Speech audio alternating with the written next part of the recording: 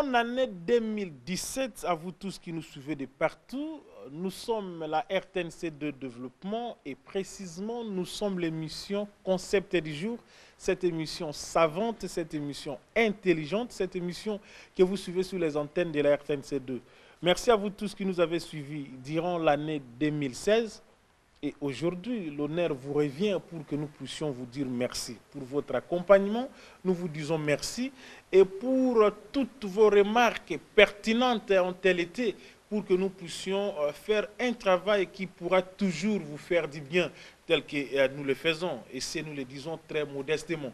Merci également à toute l'équipe technique qui nous a accompagnés aussi durant cette année. Écoutez, je ne fais pas encore la rétrospective de cette émission, mais dis-moi pour ce tout premier numéro, je me dois de vous le dire, au devant de laquelle se trouve Michel Toko, l'homme à la multidimensionnalité. Ils sont nombreux qui l'accompagnent toujours. Ne vous en faites pas, à tout seigneur, tout honneur. Je devrais d'abord le citer et vous tous là, je vais vous répertorier pendant que je vais faire la rétrospective. Mes coups de chapeau, mention spéciale au directeur Kazadimou Soissa, mon boss, mon chef, il faut que je le dise, directeur Zaki, directeur Dioka, directeur Itoma. Ça, c'est notre équipe de direction. Et surtout, au directeur coordonnateur Senga Lukavu, qui est notre chef ici à la RTNC2. Merci à Yannick Bamoué, l'assistant permanent de production de cette émission. Alors, concept du jour aujourd'hui revient autour d'un concept, je dirais, scientifiquement nouveau. Il est tant utilisé ces derniers temps et nous avons appelé quelqu'un qui s'y connaît en la matière parce qu'il est expert ou il est spécialiste des sciences politiques. Il va essayer un peu de nous expliquer ces concepts pour en dégager les contours, la différence qu'il y a entre ces concepts et d'autres, bien évidemment. Il est à l'honneur parce qu'on le reçoit le premier de la classe dans cette émission. Christian Moleka, bonjour, bonne année et bienvenue dans cette émission. Bonjour P. Gérard et bonne année à vous également, y compris à toute l'équipe de l'émission Concept du jour. Merci beaucoup. Je vous donne l'occasion de le faire quand même à quelques deux ou trois personnes. J'adresse mes vœux meilleurs à tous ceux qui me sont chers, à ma famille, à mes parents, à mon mentor, l'honorable Serge Mabé, que je salue en passant, à toute l'équipe de Concept du jour, à Riziki notamment, qui est là pour nous faire le bon cadrage. Oui, la caméra woman. La caméra woman de la RTNC 2. Et elle n'est pas seule. Il y a tous ceux qui nous suivent régulièrement, qui ne cessent de nous donner des remarques lorsque nous passons à la télé. Nos très chers téléspectateurs qui sont là pour nous dire, voilà, il faut améliorer sur tel aspect des choses. Merci beaucoup. Jean-Tas n'est pas venu aujourd'hui, mais on le salue là où il est aussi. Jean-Tas Paka qui nous accompagne régulièrement, mais qui n'est pas là aujourd'hui malheureusement. Merci beaucoup. Alors aujourd'hui, nous parlons d'un concept nouveau. Christian Moleka, je vous présentais tantôt ici que vous êtes politologue de formation. Exactement. Et aujourd'hui, nous allons parler du concept des mouvements citoyens. On en parle tant ces derniers temps en RDC et surtout en Afrique un peu en général, mouvements citoyens. Alors, d'entrée de jeu, je voudrais d'abord que vous puissiez nous expliquer un peu le concept. Si on dit mouvement citoyen, qu'est-ce que cela veut dire? Eh bien, si on dit mouvement citoyen, il faut dire que nous sommes dans les nouvelles formes de participation politique, mais des participations contestataires.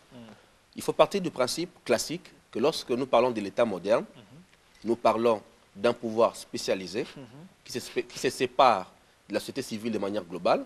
C'est ce pouvoir spécialisé et dans une compétition spécialisée où il y a des acteurs qu'on appelle les partis politiques. Ces acteurs-là concourent à l'expression du suffrage. C'est eux qui cristallisent les opinions pour les transformer en programme ou en projet afin de conquérir le pouvoir. Ce modèle-là semble s'essouffler aujourd'hui en Afrique. Et c'est le désenchantement de ce modèle de participation qui crée d'autres formes de participation, notamment contestataires, portés par les jeunes, qu'on appelle les mouvements citoyens.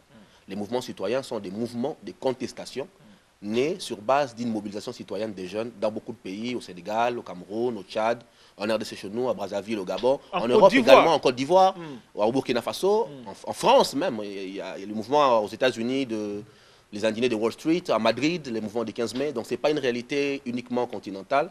C'est un mouvement qui s'étend de plus en plus partout. À la limite, qui devient un peu universel, cette réalité. Exactement. Parce que ce mouvement trouve ses appuis dans le mouvement de globalisation que nous sommes en train de subir, malgré nous, également par le fait qu'il y a aujourd'hui ce qu'on appelle les nouveaux espaces démocratiques d'expression, les NTIC, donc les réseaux sociaux, WhatsApp, qui permettent aux jeunes de trouver d'autres espaces d'expression que les partis politiques n'arrivent pas encore à conquérir. Et ces espaces-là donc permettent l'émergence de ces nouvelles formes de participation et de contestation. Très bien. C'est vrai, on va parler de classification.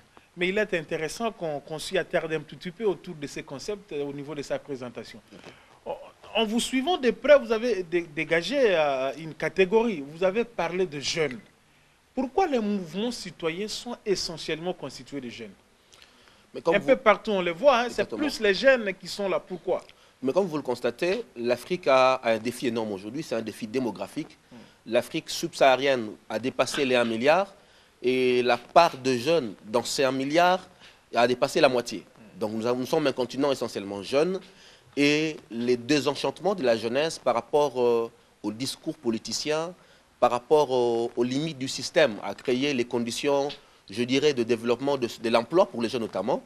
Nous avons connu une croissance de 10 années en Afrique, mais une croissance qui a peine à trouver de l'emploi pour beaucoup de ces jeunes, peut justifier les frustrations qui sont en train de créer et de soutenir ces mouvements de contestation. Bien évidemment, au-delà de cela, il y a un discours éthico-politique autour des idéaux que certains jeunes sont en train de porter, mais en sous-bassement, en relief, il y a cette poussée démographique de la jeunesse africaine, ces désenchantements face au système politique actuel, et notamment au système partisan, qui n'arrive plus à cristalliser les demandes de l'opinion. D'où toute la raison, toute l'existence de la présence de cette jeunesse dans ces mouvements citoyens. Alors, Christian Moleka, je rappelle que vous êtes politologue. Mesdames et messieurs, nous sommes à l'émission Concept du jour. Et aujourd'hui, nous avons choisi un concept scientifiquement ou visuellement nouveau. C'est le concept du mouvement citoyen. Alors, parlons de la classification, Christian Moleka. Oui. Vous savez, traditionnellement, sur le plan sociopolitique, toutes ces structures, tous ces mouvements, toutes ces organisations se classifient quand même. Hein. Alors, dites-moi, où est-ce qu'on peut classer, où est-ce qu'on peut classifier les mouvements dits citoyens? Ils sont de quel côté? Bon, déjà, il faudrait savoir que nous avons plusieurs formes de participation politique. Il y a la participation constructive, celle que nous avons avec les partis politiques. Vous avez des organes professionnels qui concourent pour conquérir le pouvoir et l'exercer. Puis à côté, cette participation contestataire qui ne vise pas forcément à conquérir le pouvoir, mais plutôt à contester un système. La grande particularité des mouvements citoyens, c'est qu'il s'agit des mouvements qui visent davantage à contester le système qu'à le conquérir. Et cette contestation s'appuie sur les... Ce qui n'est pas le cas avec les partis politiques. Ce qui n'est pas le cas des partis politiques en général. Parce que les partis politiques sont construits plutôt sur la base d'une conquête de pouvoir. Et donc, on a tendance à rassembler le plus grand possible de gens pour aller vers cette conquête du pouvoir. Alors que les mouvements citoyens sont construits sur les bases des contestations d'un système que l'on trouve mauvais ou radical et que l'on veut totalement changer sur base des valeurs éthico-politiques. Et dans cette logique-là, il y a une tendance à la radicalisation du discours où l'on construit des tableaux noir et blanc entre un système mauvais et un système amélioré. Et donc, on n'est pas forcément dans une logique de conquête des pouvoirs. Ça, c'est le premier aspect des mouvements citoyens. Le deuxième aspect ou la deuxième caractéristique, c'est que ces mouvements-là se construisent, je dirais, sous des formes d'organisation assez flexibles. Ce ne sont pas comme des partis politiques très rigides, très structurés, des mouvements très flexibles et qui ont tendance à rassembler une catégorie de fait. Il peut s'agir peut-être des jeunes, peut-être de femmes, comme le mouvement féminin. Il peut s'agir de ceux qui sont contre le système, comme le mouvement des indignés à Wall Street, qui sont contre les capitalistes. Il peut s'agir des mouvements sexistes. Donc, on réunit une catégorie de fait. Alors que les partis politiques ont tendance à réunir les catégories construites ou les classes. On a un parti bourgeois, on a un parti paysan, on a un parti des agriculteurs. Et ces catégories de classes plus structurées permettent aux partis politiques d'avoir un agenda qui permet de répondre à un besoin très précis. Donc voilà un peu les quelques éléments de distinction. Mais il faudrait peut-être ajouter à la fin les modes d'action. Parce que les modes d'action employés par les mouvements citoyens sont des modes d'action peu conventionnels. Oui. Les modes d'action, on allait justement en parler. Bon, au-delà des classifications, justement, bon, faudrait-il parler avec cette différence qu'il y a entre un parti politique et un mouvement citoyen? Vous avez essayé un tout petit peu de frôler. Mais les objectifs, un mouvement citoyen poursuit quoi comme objectif? Comme je l'ai déjà dit, lorsqu'on est dans une logique de contestation, on est dans une logique presque, je dirais, de renouvellement de la société. Et donc, ceux qui militent pour le mouvement citoyen, généralement, sont des jeunes assez idéalisés. Ce sont des intellectuels, ce ne sont pas des jeunes Oui, ce peu ne sont instruits. pas des bacs à sable, hein, ce sont des Des jeunes intellectuels. urbains, Oui. ils vivent dans les grandes villes, ce ne sont pas dans les campagnes. Ce ne sont pas des jeunes au chômage, pour certains, ils travaillent. Vous allez au Sénégal, vous avez par exemple le rappeur Tiat, vous allez au Burkina Faso, vous avez le rappeur Smoké, Serge Bambara. Il est journaliste également. Vous allez au Cameroun, vous avez le rappeur Valsero. Il y a beaucoup d'artistes. Vous allez au Tchad, vous avez le slammer, son nom est en train de partir. Donc vous avez beaucoup d'artistes qui sont dans ce mouvement-là. Ce sont des jeunes instruits, des jeunes urbains, et donc qui ont un profil, je dirais presque de rébellion, ou de frustration face à un système qu'ils veulent changer. Et donc dans cette logique-là, la démarche pour eux, c'est changer le système. Changer le système en le contestant. C'est ça la vision et l'objectif des mouvements citoyens. Changer le système en les contestant. Changer le système en les contestant. Alors, nous voyons sur les plans purement démocratico-conventionnels, les partis politiques, lorsqu'ils veulent opérer, ils ont des modes, à la limite, reconnus même. Je prends le cas de chez nous, la Constitution. Les marches, les meetings, les déclarations politiques, les ceci, cela, tout ça rentre dans des modes ou dans des méthodes qui sont reconnues. Mais alors, le mode d'action de mouvement citoyen, si vous pouvez nous en parler. Déjà, il faudrait recadrer, lorsqu'on parle des partis politiques, nous parlons déjà du système. Dans la logique de l'État moderne, vous avez un État qui est un corps organisé, avec des acteurs spécialisés qui sont en train de compétir pour conquérir le pouvoir.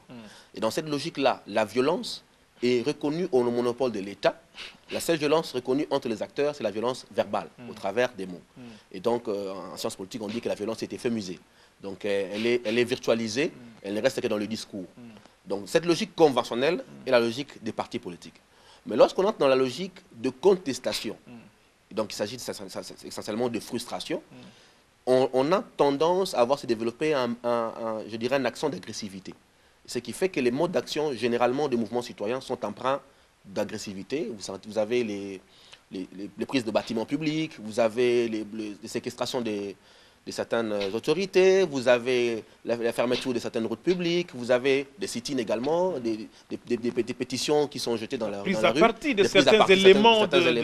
Donc vous avez cet accent agressif qui est porté par la virulence d'abord de la jeunesse, mais également par la logique contestataire du programme qui est porté. Bon, très bien. Parlons maintenant, essayons maintenant de contextualiser les cas des mouvements citoyens par rapport à la République démocratique du Congo, notre cher et beau pays. Mais je suis tenté d'abord de vous poser la question, est-ce que les mouvements citoyens ne se créent ou ne sont là que dans le sens d'aller à l'encontre du pouvoir établi? Le pouvoir ne peut pas avoir aussi des mouvements citoyens qui les soutiennent. Je prends le cas, par exemple, des jeunes patriotes en Côte d'Ivoire, qui ont soutenu pendant tout le règne de Laurent Gbagbo son pouvoir, avec à leur tête Charles Blé Goudé. Oui. Mais les jeunes patriotes n'étaient pas un parti politique. Ils étaient définis aussi comme un mouvement citoyen, mais qui soutenait Gbagbo, qui soutenait le pouvoir. Est-ce que l'inverse est possible? Je crois qu'il faut soit les mouvements citoyens ne peuvent être classés que derrière la contestation du pouvoir établi. Bon, il faut déjà signaler un élément important. C'est que les mouvements citoyens, de manière générale en Afrique, sont nés à partir de 2011. Vous prenez le mouvement Yanamar au Sénégal, qui est né en 2011. Les balais citoyens nés en 2013. Puis après, vous avez les Lina au Tchad, les Tournons la page, ça s'est fait au Gabon, les Filimbi, le Lucha chez nous. Et ce qui est intéressant pour les analystes politologues en particulier, c'est que ces mouvements sont nés après le President Forum Young Leadership Initiative organisé aux États-Unis en 2010. Oui. Par le président Obama, qui a réuni 115 jeunes Africains et qui avait pour ambition de réfléchir sur le leadership à venir de l'Afrique, de 50 prochaines années. Je signale en passant à tout seigneur, tout honneur, que parmi les 115 jeunes leaders africains que le président Obama a à recevoir, notre directeur coordonnateur adjoint, Anissé Yomboranyama, faisait partie de ces 115 jeunes. Exactement. Voilà. Donc, c'est après ce déclic de 2010, le 115 jeunes Africains reçus, qu'on a vu naître un peu partout en Afrique ces mouvements de contestation qu'on appelle les mouvements citoyens. Est-ce qu'il faut en conclure que c'est une démarche extérieure qu'on est en train d'implémenter en Afrique? C'est une parenthèse qu'on ouvre et beaucoup de chercheurs doivent s'y intéresser. Mais ce qui est important de souligner, c'est que lorsque dans une logique de contestation d'un système... Ah oui, parce qu'il faut le dire, hein, en soulignant cela, que ceci ne soit pas une nouvelle forme du néocolonialisme pour lequel les Occidentaux, dans leurs habitudes naturelles, voudraient un peu nous créer des problèmes. On a vu les jeunes de Filimbi être reçus au niveau du Sénat américain, je ne sais pas si vous vous rappelez. Alors là, ça voulait dire tout ce que ça veut dire. Il y a plus que ça. Il y a aujourd'hui, par exemple, en France, un programme qu'on appelle le programme PIPA, le programme d'invitation des personnalités d'avenir. Donc le Quai d'Orsay ou le ministère des Affaires étrangères a tout un programme pour recevoir les futurs jeunes leaders d'Afrique en Europe. Donc on ne peut pas empêcher aux États occidentaux de développer des analyses prospectives ou proactives sur l'Afrique. C'est leur liberté. Mais je crois qu'en tant que chercheurs africains, il nous faut réfléchir, nous, au niveau interne également, sur les enjeux de ces grands mouvements qui sont en train d'apporter un renouvellement démocratique, mais qui peuvent également servir, si on n'y prend pas garde, comme des têtes de pont à une sous-traitance des enjeux extérieurs. Je ne dis pas que tous ces mouvements sont comme cela, mais il y a, on prend le cas par exemple du mouvement Yanamar au Sénégal, qui a reçu des financements étrangers. C'est connu, de Oxfam, puis du milliardaire américain Pierre Soros, de Open Society. Donc il y a certaines connexions citoyens burkinabés a eu aussi à recevoir des financements extérieurs.